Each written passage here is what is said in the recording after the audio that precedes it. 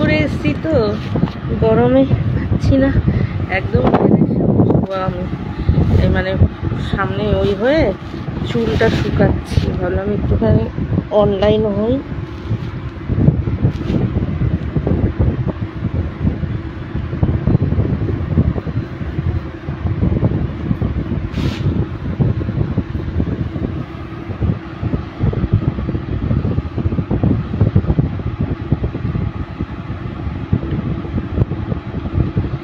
Online হই, খিদা পাইছে ভীষণ, খেতেও ইচ্ছা করে না, নিয়ে থুয়ে না, কিচ্ছু খেতে ইচ্ছা করছে না। বাবার এই বাবা কালকে যা গরমে যা হয়েছে ঘটনা, সেই ঘটনাটা তো আর বলতে পারিনি।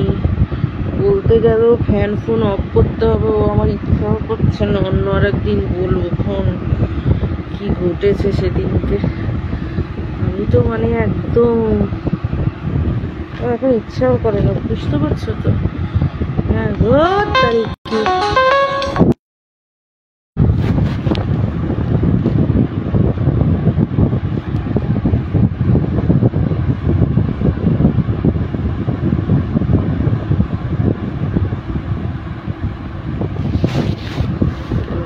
না আসবে। সেদিনকে কি জানি বলছিল যে আপনি যদি মোবাইল অন করেন, বিশেষ করে ইন্টারনেট অন করেন, ওই আয় আয় আয় আয় আয় আয় আয় আয় আয় আয় আয়, দেখো ডাকলাম বসে পড়লো ক্যাট মেরে। মানে তার নিজের সময় মতো আসবে, যখন আমি নামবো ও তখন আসবে, এসে হাত পা ধরে টানবে, জামা ধরে টানবে যাতে আমি যেতে না পারি। এক নম্বরের মানে পাজির পা ঝাড়া, তার উপরে যদি আরও কয়েকটা পা ঝাড়া থাকতে পারে, মানে হাত পা ঝাড়া দিয়ে দিয়ে দিয়ে দিয়ে ও এরকমই করছে, বুঝতে পেরেছো? আয় আয় আয় আয় আয়, ওরে বাবা ঘুমিয়ে টুমিয়ে আবার অন্যদিকে উঁকি মারো না। সকাল থেকে খেলো দিলো একেবারে ঘুমাচ্ছে। অবশ্য যা গরম পড়েছে, ওদের গাটা লোমস তো, ওদের কষ্ট হয় ভীষণ। ওরা মানে গা হাত পা লোমস তো, গরমে কষ্ট পায়। পুরো মেঝের মধ্যে শুয়ে ঘুমালো, এই উঠলো এত বড় বড় হাই তুললো, তারপরে দেখো তাকিয়ে রয়েছে ওই দিকটা দিয়ে, তাও আসে না। আসা আসা আসা আসা, তোমার কেমন দিই দেখো। হ্যাঁ কাজ নেই কম্ম নেই, শুধু ঘুমাচ্ছ তুমি না। এমনি না বাচ্চাটা ভালো খুব, বিড়ালটা মানে সব কিছু মানে ও খুব করতে চায়, কাজ করতে চায়, কিন্তু কাজ করতে পারে না। ওর হাতের গ্রিপ নেই তো, সে জানো তো শুয়ে থাকলে মাথার মধ্যে হাত বুলায়, মনে হয় কি বিলি কেটে দিচ্ছে, কিন্তু থাবার জন্য নখে আটকে যায় চুলগুলো, নাহলে মাথার মধ্যে এমন করে হাত বুলাতে থাকে। তারপরে ধরো ঘরের ছিটকিনি খুলবো বা ভ্যাসগুল খুলবো, ও মা ও দৌড়ে এসে পিছনে দুই পায়ে দাঁড়িয়ে এইভাবে টান টান হয়ে যায়, জানো তো, এইভাবে টান টান হয়ে যাবে। মানে ভালো, মানে চায় কাজ করতে। আমি বাজার থেকে আসলে দৌড়ে যাবে, যে কি খাবো সেটা না, মানে ব্যাগটা ধরার জন্য, কিন্তু ও তো পারে না ধরতে। খুব কাজ করতে চায় জানো না। মানে যখনই আমরা বাইরে যাব, ও বাইরে গিয়ে এসে ধরো কাপড় মেলতে গেছি, কাপড়টা ধরে টানা হ্যাঁচড়া না, মানে ও চাইছে কিছু করতে, কিন্তু ভগবান তো ওরে বানিয়েছে অন্যরকম গ্রিপ।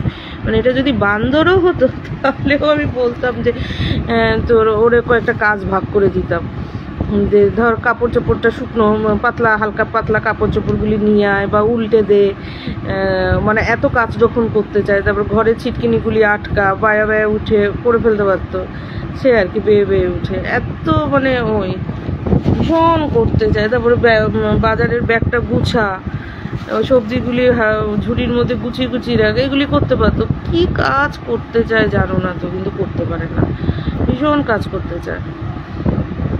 আবার কি কথা বলতে চায়, মানে আমরা কথা বলে ও কথা বলবে, কিন্তু কোনো কথা তো বোঝা যাচ্ছে না। এমনি ভালো বিড়ালটা, নাক চোখ মুখও ভালো। আমাদের বাড়িতেই হয়েছে, এটার 3খানা ছিল, একখানা রেখে নিয়ে গেছে জানি না, কোথায় চুরি করেই নিয়ে গেছে, ঘুরে ঘুরে বেড়াতো। বাড়িতে হলো আর একটাকে তো মানে বাঁচানোর জন্য মানে একেবারে প্রাণপণ লড়াই করলাম। এটা বোধহয় রিকেট, পেটের থেকেই বোধহয় রিকেট হয়ে জন্মেছে। আসলে ওর মা ওকে মানে জন্ম থেকেই বুঝতে পেরেছিল বাঁচবে না, অনেকবার ওর মা নিয়ে মানে মেরে ফেলার চেষ্টা করেছিল, টেনে টুনে বাঁচিয়েছি, আর পারলাম না। তাও তো 2 মাস বাঁচিয়ে রেখেছিলাম, খাইয়ে খাইয়ে বাবা, সে মানে মানে মায়া দয়া এমন হয়ে গেছিলো পরে, মানে ও মরে যাওয়ার পরে আমিও অসুস্থ হয়ে পড়েছি। এর জন্য ঠিক করেছি আর না, শুধু খাওয়া দিয়ে রাখবো, এবার নিজেরা সারভাইভ করো। এত হাতের তালুতে বড় করে না, তারপর মরে গেলে ভীষণ কষ্ট হয়, ভীষণ কষ্ট পেয়েছি। পাখিটার মতো ছিল, গায়ের মধ্যে বেয়ে বেয়ে উঠতো, হাঁটতেও পারতো না, মানে খুবই অসুস্থ ছিল। অসুস্থ মানে কি, রুগ্ন, বাড়েই না, শুধু পেটটা ফোলা। কৃমি ছিল না কিন্তু, কিন্তু ওরকম হাত পাগুলি রোগা রোগা এরকম, মানে রিকেট।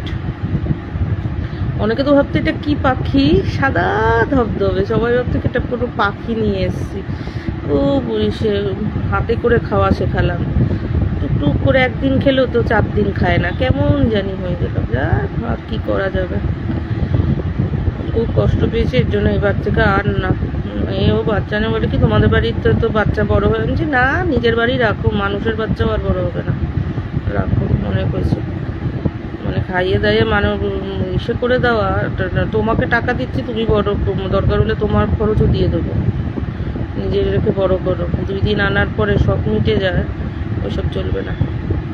আমার কথা হচ্ছে এখন যদি বুড়ো বেড়াল থাকে, মানে নিজে খাওয়া পড়া করতে পারে, সেই বেড়াল খেতে পারছে না, বাইরে ছেড়ে দিয়ে গেছে, থাকে না অনেক সময় ত্যাগ করে বা হারিয়ে যায়, সেগুলো এসে খেলো টেলো কোনো ব্যাপার না, কারণ ওরা নিজেরা খেয়ে দিয়ে নিজের মতো থাকতে পারে, সারভাইভ করতে পারে। আর ওরা কি হয়, প্রকৃতির সাথে লড়াই করে ওরা থাকে, মানে ওদের অভ্যাস আছে, দল বেঁধে থাকবে, গাছে উড়বে। কিন্তু একদম কুচু বাচ্চা, পারবো না বাবা, যা করেছি কি না করেছি, ট্রপার দিয়ে রে হাঁচি দিচ্ছে, কাশি দিচ্ছে, ও জল খাওয়ানো, স্যালাইন দেওয়া, আর মানে আমি নিজের দিকে আর তাকাইনি। তারপরে তাও তো বাঁচলো না। আসলে রুগ্ন বাচ্চা, ওর মা কতবার ওর ঘেটি কামড়ে নিয়ে চলে গেছে অন্য জায়গায়, মানে নিয়ে গিয়ে ড্রেনের পারে ওই পারে, মানে 2 ঘন্টা না খাওয়ালেই ও মরে যাবে, মানে রোদে বেশিক্ষণ থাকলেই ও মরে যাবে। একবার তো রোদের মধ্যে চ্যাপটা হয়ে গিয়েছিল, আমি কি কই গেল, ওর মা ঘাড়ে কামড় দিয়ে নিয়ে চলে গেছে। মায়ের থেকে সরিয়ে এনেছি, এনে ওই ড্রপার দিয়ে নুন চিনির জল খাইয়ে তারপর দেখি চাঙ্গা হয়েছে। চাঙ্গা মানে কি, মাথা তুলতে পারছে না, একেবারে লেটে গেছিলো, একেবারে মানে ন্যাকড়ার মতো হয়ে শুধু পেটটা একটু নড়ছে, মানে আস্তে আস্তে শুকিয়ে যাবে, এই করেছে। তাও তো নিজেও জঙ্গলের মধ্যে লুকিয়ে থাকতো, ওরা মরার হলে না নিজেই লুকিয়ে থাকে, এই করে করে 2 মাসের ওপর বাঁচিয়েছি জানো। ওইটারই 3 নম্বর একটা রয়ে গেছে, ওইটাই থাকা বলছি। মা আর না, আমিই তো করতাম, মা খাবার টাবার করতাম, যে আর পারবো না, আর কুকুর ছানাও পারবো না, বেড়াল ছানাও পারবো না। এমনিতে বাড়িতে অনেক পাখি টাখি আছে, মনাটা খেলে, আমি আর পারবো না। আমার নিজেরই এখন প্রচণ্ড শরীর খারাপ, ডাক্তার পুরো রেস্টে ওই করতে বলেছে, সেখানে এইসব হেডেক নিয়ে আমি আর পারবো না। ওদের পিছনে তো দিতে হয়, অসুস্থ বাচ্চার পিছনে প্রচণ্ড দিতে হয়, লেবার দিতে হয়, প্রাণটাকে তো বাঁচিয়ে রাখতে হবে। আমি খাবার প্রচুর আনতে পারি, বাড়িতে আমাদের বোমমেড হয় পুরো খাবার, কোনো ব্যাপার না, সেজন্য দলা দলা করে দিয়ে রাখবো, বোঝাই করে, কোনো ব্যাপার না। একটার জায়গায় 1 বাটির জায়গায় 4 বাটি দিতে পারবো, কিন্তু আর মানে ধরে করে আর খাওয়াতে পারবো না বাবা, কিচ্ছু ধরে করে ফোর্স ফিডিং এইসব আর পারবো না করতে, খুব শরীর খারাপ করে। এমনিতেই কয়েকদিনের অসুস্থতা, আমার শুধু চোখ দিয়ে জল বেরিয়েছে, ওদের কি অবস্থা হবে, কি অবস্থা হবে, শুধু তাকিয়ে রয়েছে ফেল ফেল করে। আর নেই দায়িত্ব, মা গো বাবা, বাইরে থাক, দরকার হলে বাইরে দাঁড়িয়ে 2টো খাবার দিয়ে আসবো, তাও ভালো। তা বাড়িতে এসেও খায়, মানে পাড়ারগুলো যখন এর বাড়ি ওর বাড়ি পায় না, জানে এই বাড়িতে পাওয়া যাবে, আসে, তবে ইরেগুলার। আর কয়েকটা আছে রেগুলার, বুঝেছো, ওরা খেয়ে যায়। তাও কখনো এই বেলা খাবে, তো কখনো ওই বেলা খাবে। একটা কুকুর আছে, খেয়ে যায়। তারপর এতে আমাদের পরিষ্কারও হয়ে যায়। ধরো কুকুরটাকে অনেকটা ফ্যান দিই আমরা খেতে, বুঝেছো, এর জন্য শরীরটা আগে রোগা ডিগডিগে ছিল, আর খুব বাচ্চা হতো। মেয়ে কুকুর তো। আমার খাওয়া হয়ে গেছে, হ্যাঁ, ওই যে স্যুপটা খেয়েছি না, হ্যাঁ, ওই পরেই আমি ওষুধগুলো খেয়ে নিয়েছি পটপট ম্যানেজ। হ্যাঁ, অনেকটা চিকেন খেয়েছি না, খেয়ে আমি ঠিকঠাক মতোই খেয়েছি।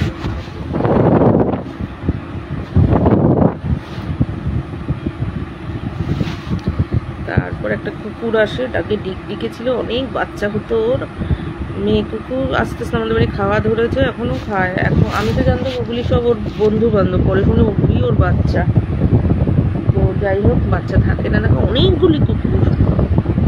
হ্যাঁ, সেই মধ্যে ওই একটা মেয়ে কুকুর, ওটা রোজ এসে খায়, ওটাই খায়, দুবেলা 3 বেলা এসে খায়। দুবেলা সেটাই আমাদের সুবিধা হয় যে রাতে অনেকটা দিয়ে রাখি, সকালে দিন। কিন্তু মাঝে মাঝে দুপুরেও চলে আসলে, দুপুরে আসে আসলে রোদের জন্য না, এসে বসে থাকে, আসলে খাওয়া।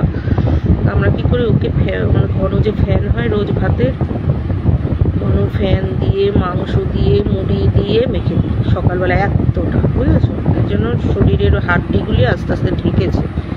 আবার রাত্রেবেলাও ভাত টাত যা এক্সট্রা থাকে আমাদের, রুটি ভাত যা এক্সট্রা, একেবারে মেখে মুখে মাংস দিয়ে, মাংসের স্যুপটা দিয়ে একদম করে দিয়ে দিই ওর জন্য রেখে দিই। কিন্তু ইদানিং মালটা রাতে আসে না, দিনের বেলা আসে। এই সন্ধ্যাবেলা একবার দেবো, বলে হাত পা ধুতে হয় না, সকালে একবার দিয়ে হয়ে যায়।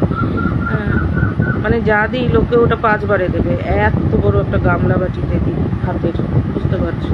সারাদিনের ভাতের মানুষ তো একটু একটু একটু দেয়। মানে ধরো প্রায় একবারে যখন খাবার দিই না, 6-7টা রুটির খাবার মনেও করে একদম হয়ে যায়। মানে 6-7টা রুটি দিলে যেমন হবে মানুষের, মানুষ যে 6-7টা রুটি খায় সেটা ছিঁড়ে দিলে, তারপর তার সাথে ফ্যান ট্যান দিলে যেমন হবে, মানে এতটা দিয়ে দিই। তার জন্য চাই তুই আবার রাতে আয়, মালটা আবার বিকেলে আসে। হ্যাঁ, তারপর বোধহয় সারা রাত ওই করে, সারাক্ষণ ক্যাও ক্যাও ঘাও ঘাও করে। তুই রাত্রেবেলা এসে খেয়ে কোনো কোনায় লুকিয়ে থাক, তাহলেই হয়। মূর্খও আছে, জন্যই এত বাচ্চা হয়। তুই যখন সে না পাস তো লুকিয়ে থাক কোথাও, তুই খেতেই তো পাচ্ছিস আমাদের বাড়িতে, তুই লুকিয়ে থাক, খেয়ে দে। আমাদের বাড়িতে তো এত গাছপালা আছে, তার আড়ালে এতগুলি বাইরে বাথরুম টাথরুম আছে, তারপরে অ্যাসবেস্টাস রাখা আছে, সেখানে ছাওয়াটার মধ্যে ঢুকে শুয়ে থাক, তোরে তো বুঝতে আসে না কে। তাহলে এরকম মূর্খের জাত, নিজেই বেরিয়ে যায় কোথাও, একটা গাউ গাউ হয়েছে, ও দৌড়ে গিয়ে ওর এক গাদা ছেলে কুত্তার সাথে। এর জন্য এত এত বাচ্চা হয়। কী করবো, নিজে যদি ওই না হয় কী করা যাবে? ছেলে কুকুরগুলোর যদি ওই করে দেওয়া যেত তাহলে হতো। কারণ একটা মেয়ে কুকুরকে করে লাভ নেই, কেন বলো তো?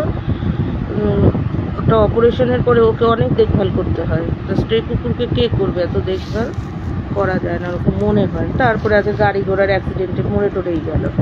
হ্যাঁ, এই আর কি। তারপরে কত আটকানো যায়, বাইরে গিয়ে এটা খাবে ওটা খাবে, তোর অপারেশনের পেটে কত কিছু হয়ে যেতে পারে না, ইনফেকশন টিনফেকশন। এই জন্য আমি বড় অপারেশনের পক্ষপাতী না ওর শরীরের ভিতরে। যদি ছেলেদের বরঞ্চ ওইটা করে দিই, তাহলে মেয়েগুলিও নিস্তার পাবে। অন্তত বাচ্চা হওয়ার সংখ্যাটা তো অনেক অংশে কমে যাবে, তাই না? একটা ছেলে 10টা কুকুরকে প্রেগনেন্ট করতে পারে, তাহলে এই আর কি। যাকে এবার একটু উঠি, চুলটা শুকিয়েছে, আর উঠে এই মাত্র উঠে কতগুলি কাজ শিখে গেছে। দেখি তো কটা বাজে, 21 বাজে, ঠিক 45-এ উঠবো। 45-এ উঠে খাবো দাবো, একটা না আবার কতগুলি কাজ করবো। ভালো লাগে না জানো তো, এখন আর কাজ করতে ইচ্ছা করে না। ওয়েদারটা ভালো না হলে কাজ করতে ইচ্ছা করে না, শরীর ভালো না লাগলে কাজ করতে ইচ্ছা করে না। এখন তো কাজ মানে একটুতেই মানে ক্লান্তি লাগে আমার। ওই ওষুধগুলো খাই তো, অনেক ওষুধ পড়েছে, 11খানা ওষুধ খেতে হয়, তো ভালো লাগে না শরীর, সবসময় মানে ক্লান্ত লাগে। ঘুম যে হয় তাও না, মানে শুয়ে থাকতে ভালো লাগে, ওই আর কি। বুঝেছো তো? এনার্জি পাই না কোনো কিছুতে, মেন্টালিও এনার্জি পাই না। কারোর সাথে যে একটু কথা বলবো 2 ঘন্টা, খুব লিমিটেড লোকের সাথে কথা বলি।